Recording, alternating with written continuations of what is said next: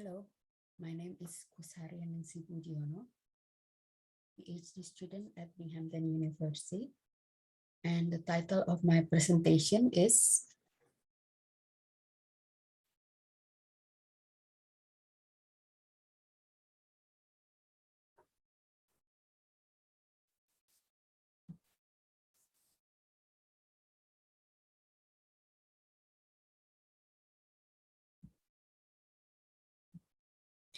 Varying ways in managing smallholders, evolving strategies of appropriating cheap labor and cheap land in the Indonesian oil palm industry, 1977 to present. Referring to Moore's argument that capitalism is a system in which islands of commodification are surrounded by ocean of cheap nature, this presentation identifies and analyzes different mechanisms which allow Indonesian oil palm industry to endlessly appropriate smallholders who supply the booming industry with cheap land, labor, and raw materials. The evolving strategies can be observed in two studies by McCartney and by Pramudia, Prawoto, and Hanifa in Jambi Province, Sumatra, as compared to a study by Julian in Kutai Kertanegara District in East Kalimantan, which found that independent smallholders are supported by private or core plantation and could sell their crops to companies' mills. Also, as argued by Potter's study into leading oil palm provinces in Sumatra and Kalimantan, her study shows that in terms of land allocation, the scheme available for contract-assisted or plasma smallholders have become much more unfavorable. This presentation is divided into two sections. The first part is an overview of the oil palm industry in Indonesia. The second part discusses the changing schemes between the core plantation and plasma smallholders, which have evolved since 1977, and evolving terms of engagement with the industry, which have been experienced by independent smallholders since 1995.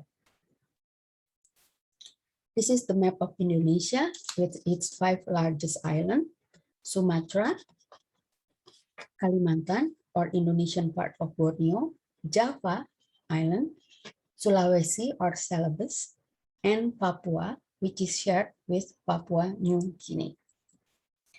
This is the map of oil palm concession in Indonesia in 2015.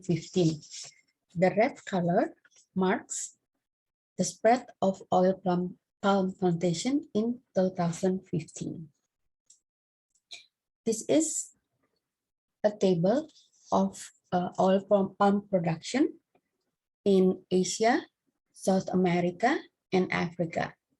It can be seen here that the largest or highest production of CPO, crude palm oil, is in Indonesia, but the highest yield is in Malaysia for crude palm oil per hectare. This is a table of palm oil import in the world and 5 regions, where it can be seen that it is dominated by Europe until 1975. Then in 1976, starting 1976, it is shifted to Asia. And this is the table of imported palm oil to 4 major countries in Asia. It is dominated by India until 1990, then shifted to China starting in 1991. As for the overview of Indonesian oil palm industry, the rapid growth of oil palm plantation in Indonesia began around the 1990s.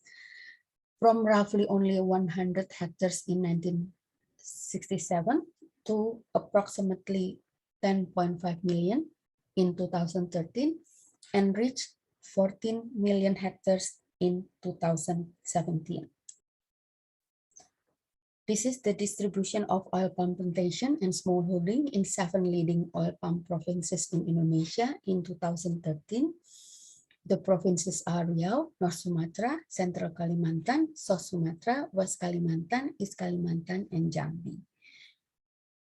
The largest plantation in Sumatra is located in North Sumatra. The largest plantation in Kalimantan is located in the province of West Kalimantan.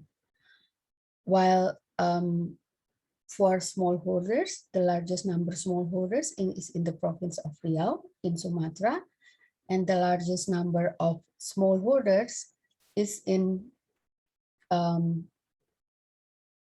West Kalimantan as well.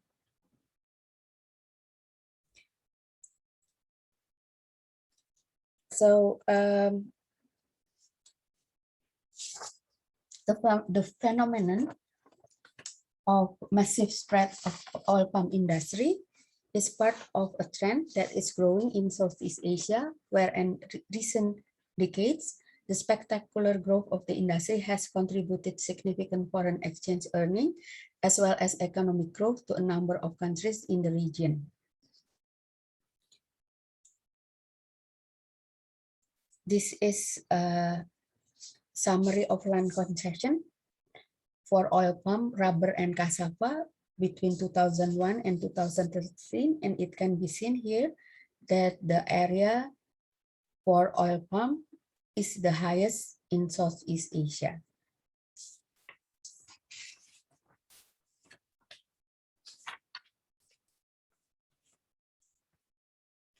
In 2007, Indonesia took over Malaysia as the world's largest producer of palm oil, where its products, palm and kernel oil, are mostly exported to India, China, and Europe.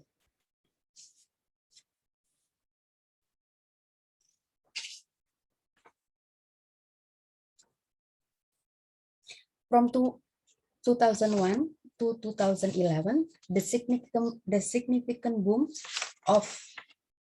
has contributed to the GDP growth of average about 5% annually.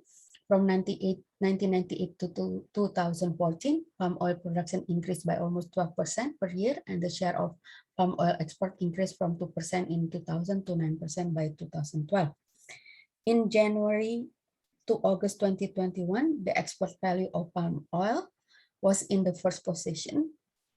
The second is coal, rose by 7.7 million US dollar from the previous year and contributed about 13.6% of national non-oil and gas export.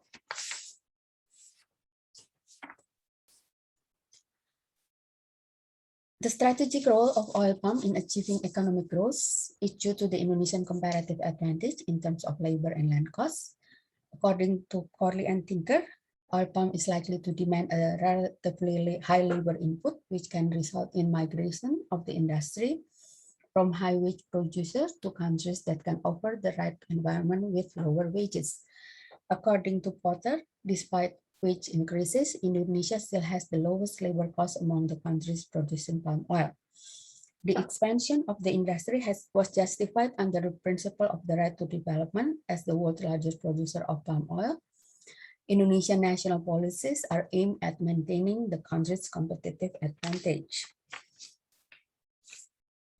The palm oil plantation in South Asia have been in operation since the colonial period. In Indonesia, the Dalis plantation belt in eastern coastal plain of Sumatra was opened around 1866, where the first large-scale commercial oil palm plantation were established in the region in 1911. During the Dutch colonial era, oil palm plantations were largely controlled by large foreign private companies and have been characterized as transnational operation. The Franco-Belgian Sokpin Corporation was among the pioneering consortium and the leading force behind the introduction of palm oil cultivation to Sumatra. and the major channel for Franco-Belgian investment throughout Southeast Asia. The contemporary Indonesian production of oil palm is concentrated in Sumatra, and since 1998 has been characterized by a large number of smallholders plantations. While in 2008, more than 70% of the country oil palm plantation were located in Sumatra, in 2013, the percentage dropped to around 50% as areas for cultivation were expanded to other regions in Indonesia, particularly to the island of Borneo or Kalimantan. In terms of plantation ownership, the percentage of smallholders grew from 32% of approximately 2 million hectares of Indonesian oil palm plantation in 1995 to 41.6% of 10.5 million hectares in 2013, and declined slightly to 40% of 14 million hectares of Indonesian oil palm plantation area in 2017. In Indonesia, corporation-owned plantation on area of 20 hectares and above is categorized as the estate sector, and individual owned on area less than 20 hectares is categorized as the smallholding sector.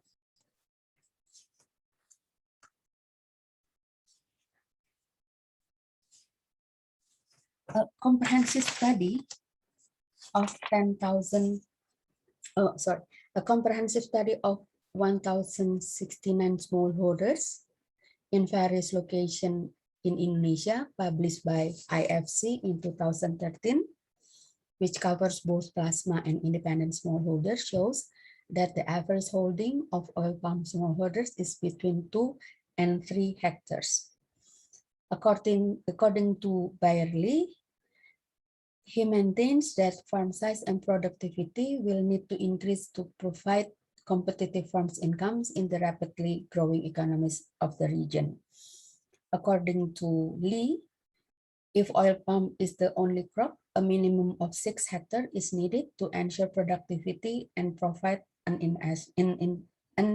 investment fund for education and or land purchase to meet the needs of the next generation.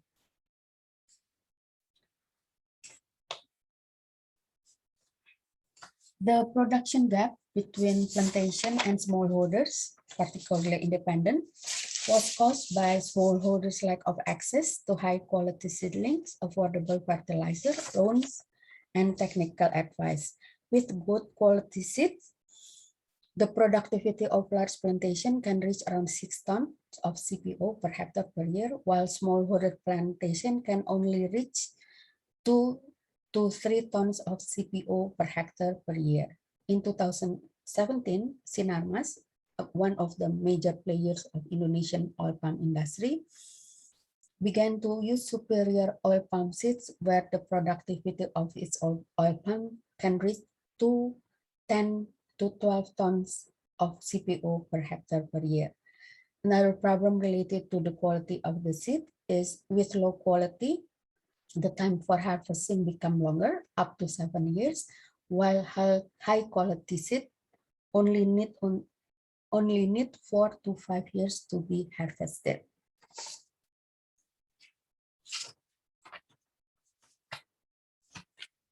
So about the characters of the commodity, oil palm is one of the flex crops, that is crop which have multiple use. Other crops are soya, sugarcane, and corn. Also, the fruit needs to be processed into CPO within 24 or 48 hours. Oil palm, also known as rich farmer's crop, and it needs significant labor inputs at particular moment in its cultivation cycle, and the plant only harvested twice a month, which means that farmers could found the farming activities can be combined with other economic activities. The Indonesian oil palm industry underwent radical transformation since 1998, where Indonesia IMF agreement had lifted the ban on foreign investment in the plantation sector and also opened up the opportunity for small-scale investment in the sector, which previously dominated by a mega capital oligopoly. In this table, we can see that one of the major players is CPEF, which is an older player, and the parent company located in Belgium.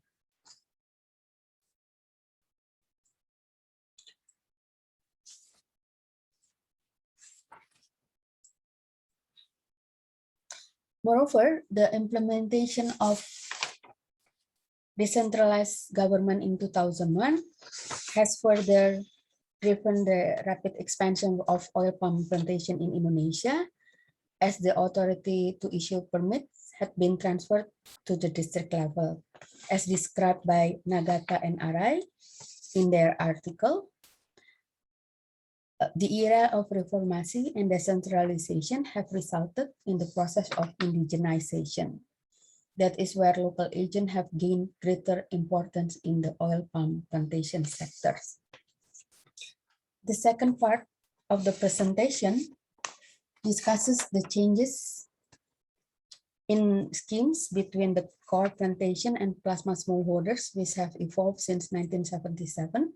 Also evolved in terms of engagement with the industry experienced by independent smallholders since 1995. The discussion refers to 5 studies conducted in 5 oil palm leading provinces by McCarthy, Pramudia, Prawoto, and Hanifa in Jambi province, Potter in the province of Riau and Central Kalimantan, Julian in East Kalimantan province, and Lee in West Kalimantan province. While proponents of the oil palm industry argue that plantation reduce rural poverty and create jobs, all the studies above show that the efforts incorporation and integration of smallholders into globalized oil palm market have devastating impacts to local people's livelihoods, where large numbers of local landholders remain poor and many become landless, which eventually lead to class differentiation. This is the Gini coefficient for 7 leading oil palm provinces between 2012 and 2018. In 2012, for example, the highest Gini coefficient is in the province of Riau, the location of Potter studies. And also in 2013, the highest is in South Sumatra province. And in 2018, the highest Gini coefficient was also in South Sumatra province.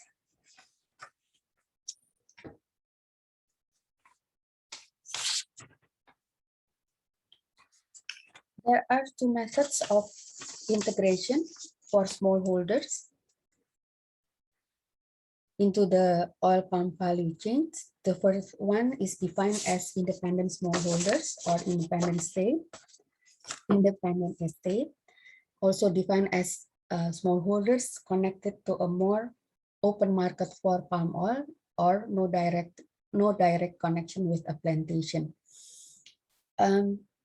Plasma assisted contract smallholders in earlier definition is defined as nucleus estate with its surrounding small holding, where its operation integrated with core or host plantation.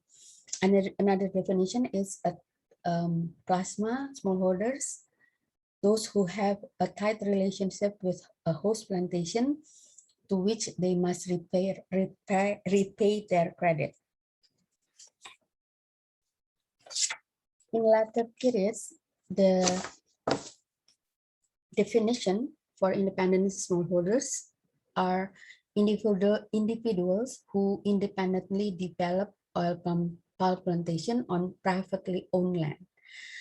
While the definition for plasma or contract smallholders are those who were dragged into the circuit of oil palm production due to the government policy, and the location have to be outside of the license area. The changes in the definition where previously we can see clear boundaries between independent and contract plasma smallholders had led to new categorization of smallholders.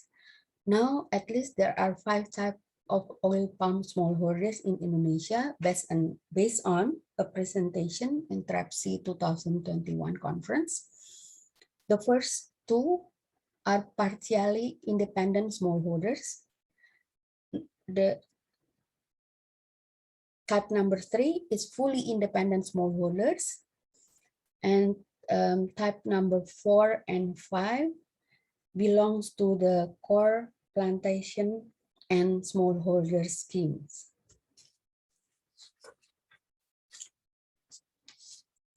This table shows the changing arrangement between core or host plantation with smallholders, where starting in 2007, the distribution of area between estate or host plantation and smallholders became unfavorable for smallholders. At the beginning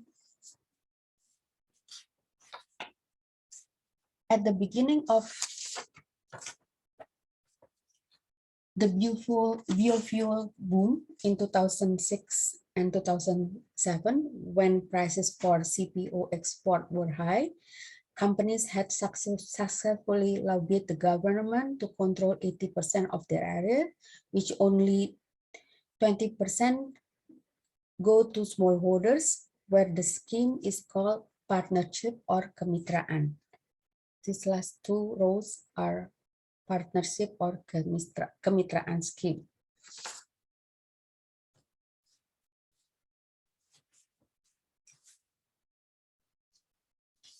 For plasma plantation, there are 2 production organizations. One is called One Roof Management with Nucleus Plantation, and the other one is Independent Management by Plasma Plantation Cooperatives. The last part of this presentation discusses oil palm smallholders in 2 leading oil palm provinces in Jambi and East Kalimantan.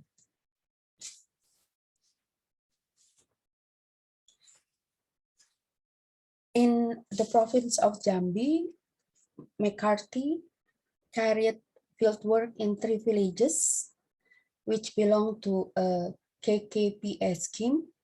The scheme covered 4,000 hectares of the common and private lands in the 3 villages, where a national oil palm company had begun to develop in 1997. Village 1,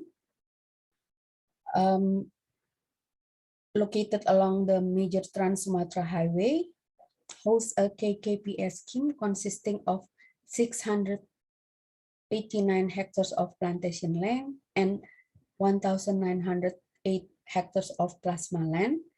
And later on, they emerged as the most prosperous Melayu village in the sub-district and known as the Brunei of the sub-district.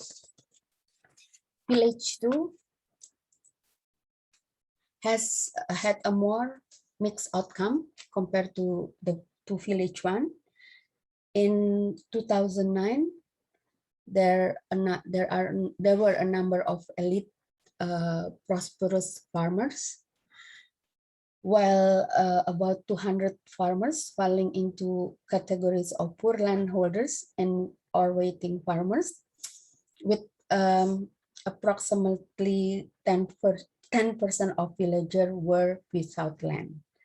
While in village 3, which is the most remote and poorest 3 villages subject to the KKPS scheme, only about 10 of the 188 households managed to hold onto the some KKPA oil palm entitlements. In East Kalimantan province, Julian studied 4 villages in Kutai Kartanegara district in East Kalimantan province, 2 in Kembang Janggut subdistrict, and 2 in Muara Kaman subdistrict. The expansion of oil palm also triggered by large private companies, followed by independent smallholders and plasma smallholders. In 1993, the first expansion started in Kembang Janggut district, which is marked the era of oil palm plantation in the region. The expansion in the other district, Muara Kaman, started in 2006, which covers an area of approximately 9,800 hectares.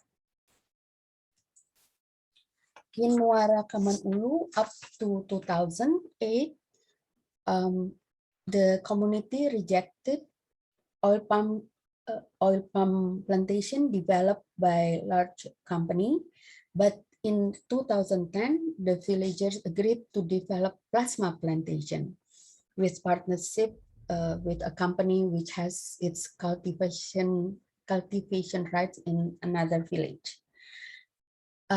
In Muara Kaman Ilir, the other village, compared to Muara Kaman Ulu, they agreed to develop oil palm plantation in their village and convert their plantation to plasma plantation. In Muara Kaman Ilir, there are transmigrant from island of Java and Lombok, which started to settle in 1993 in 2 hamlets in the village.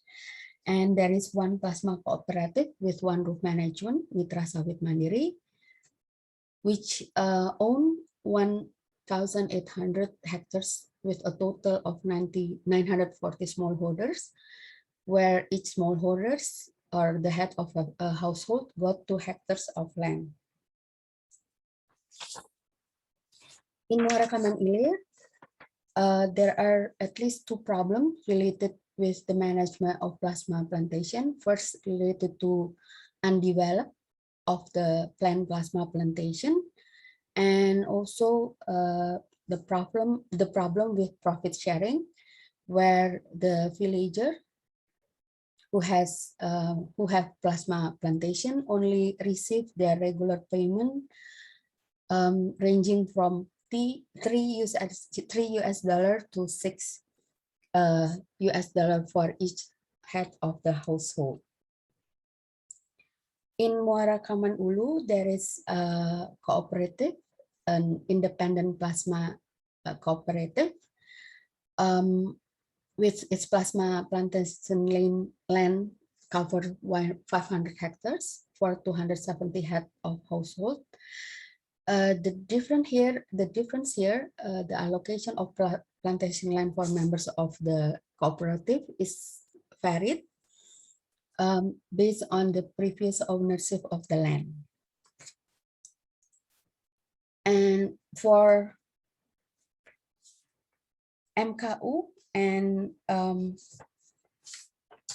MKI village, or Muara Kaman Ulu, Muara Kaman Ilir village, those villagers who are dependent on oil palm plantation, they do not own their plantation land, and they usually work at the plantation as casual laborers or supervisor, or they work as plasma smallholders joining cooperative, which is part of the Nucleus Plasma Plantation Scheme. So in other sub-district, the Kembang Janggut, which already developed oil palm plantation early than in Muara Kamang, majority of the villagers are independent smallholders, followed by plasma and casual laborers.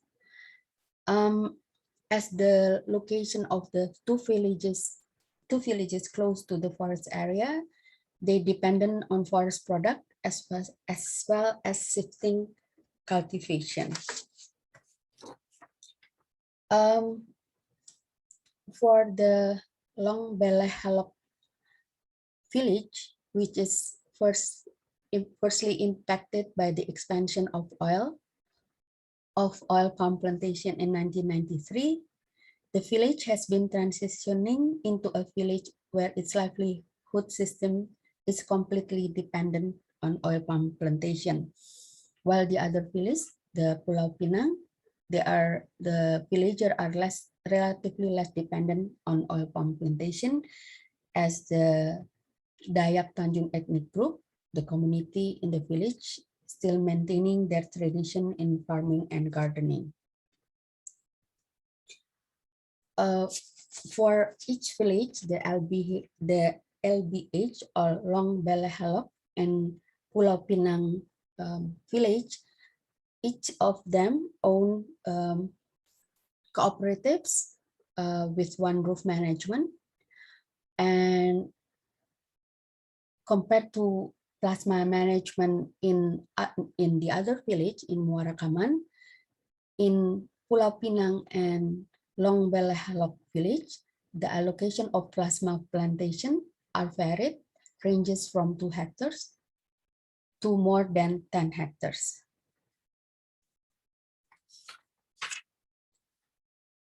For all the villages in East Kalimantan province, the Long Belehalok village is experiencing the process of single source rural household livelihood, which is dominated by the oil palm plantation sector, where the other 3 villages are heading toward the same scenario. And from the order of the village, from Long Belehalok to Muara Kaman Ilir, the order shows the highest to the lowest level of dependence on oil palm economy. Regarding changing in terms of engagement between large plantation companies and independent smallholders in Kutai Kartanegara district, independent smallholders in the district sell the crops from their own land to companies' mill at prices set by the provincial government of East Kalimantan. In the relation of production, independent smallholders are supplier of raw materials for the company-owned mills and earn their income from selling the fresh fruits bunch. And apart from earning income from the sale of their crops, independent smallholders also get assistance from plantation companies in the form of technical assistance and supply of plant seeds. Both independent and plasma smallholders are highly dependent on the market of fresh fruit bunch, particularly on company-owned mills, where the company serves as working partner of smallholders. In the organization of oil palm plantation production, smallholders only treated as suppliers of raw materials, and profits were only gained after the fruits are processed into crude palm oil or into finished product, such as vegetable oil and biogas for power plant. The last discussion is on the strategy to tie the independent smallholders. So the community in sub-district of Tabang, Kembang Janggut, and Kenohan got their electricity from a biogas power plant run by a company. The relation between the smallholders and the company in the organization of palm oil production is arranged that to guarantee uninterrupted supplies of electricity from the company requires a stable supply of fruits from the communities. Disruption in the supply of fruits or fresh fruit bunches might cause blackouts in the village that supply raw materials to the company, which means it implies that there is an obligation for independent smallholders to help maintain a steady supply of the fruits to the company. So the dependency of smallholders on oil palm plantation economy can be observed during the low prices of the fruits, where almost all smallholders experience economic hardship. For smallholders, there is no chance to win against changes in global market prices of the fruits or the fresh fruit bunches, against price fixing mechanism at the provincial level and grading system carried out by the company. And when their crops were rejected by the company, the smallholders usually choose to sell their crops cheaply rather than bring their crops back home. As a concluding remark, there are three enabling conditions that allow access to cheap land, labor, and raw material. The first one is eminent domain. Key historical factor in promoting and sustaining the expansion of oil palm development has been the doctrinal legacy of eminent domain embedded in the Indonesian forestry and agriculture policies and regulation, including oil palm plantation sector. The villagers' land tenure has historically been weak, which allowed the companies to acquire cheap land for its expansion at the expense of villagers. The second enabling condition is comparative and competitive advantage regulation due to its comparative advantage in terms of labor and land costs. Indonesian policymakers have long identified oil palm as a major contributor for economic growth. To maintain Indonesia's competitive advantage in the global market, the government of Indonesia enacted various regulations, including Minister of Agriculture Regulation 2007 and 2013 that regulate the arrangement between host plantation and smallholders. The third enable condition is decentralization, where regulation supporting easy access to cheap land and labor. This is the implementation of decentralized government in 2001, which further driven the rapid expansion of oil palm plantation in Indonesia as the authority to issue permits of the first 3 stages of plantation development had been transferred to the district level. Terima kasih. Thank you.